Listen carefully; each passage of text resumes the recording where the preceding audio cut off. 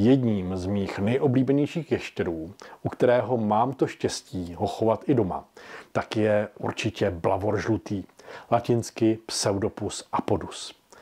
Spousta lidí by se ho mohla klidně zaměnit s hadem, ale není tomu tak. Jedná se o ještěra a jedná se vlastně o takového opravdu hodně velkého slepýše. Jeho končetiny jsou zakrnělé. Dalším rozpoznávacím znakem oproti hadům je to, že má klasická víčka. On dokáže mrkat a opravdu, když spí, tak zavírá oči. A vlastně i ty oči jsou důvodem, proč jsem si je tak zamiloval, protože mají nádherný pohled a vypadají jako z pohádky nebo z některého z dílů Harryho Pottera a jsou opravdu nádherní.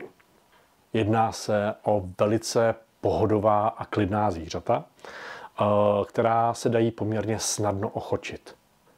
Zároveň jsou to ale zvířata plachá, takže potřebují dostatek substrátu, do kterého se můžou zahrabat, dělají to velice rádi, a zároveň by neměl být moc prašný, aby se jim třeba nedostával do očí nebo vlastně třeba do nozder.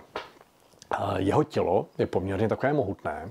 Jeho tělo kryjí takzvané podkožní osteodermy, co jsou takové vlastně štítky, které ho právě brání proti třeba predátorům.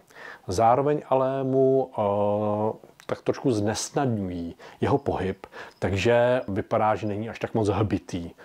Když ho ale uvidíte v přírodě, to stačí pár vteřin a zmizí vám z očí. Opravdu jsou velice rychlí. Tak, já bych jednoho vyndal, mám tam dva.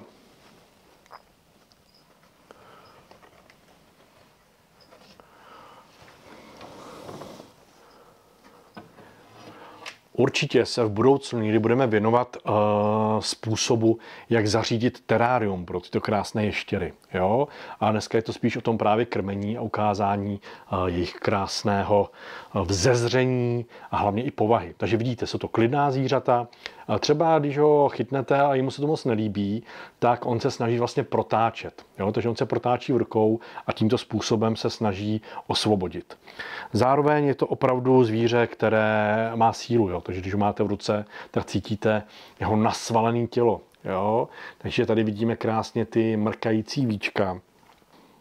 V detailu vám můžu ukázat i jeho zakrnělé zadní končetiny, které měří zhruba 2,5 mm. Jo? Takže vidíte, jaký pozůstatek a důkaz toho, že se jedná o ještěra. Takže vidíte krásný, klidný zvíře, který můžete naučit na ruku, na hlazení a zároveň vás bude třeba vítat, když se přiblížíte k terárku, protože bude čekat, že dostane něco dobrého. Takže ho vrátím zpátky. Tak.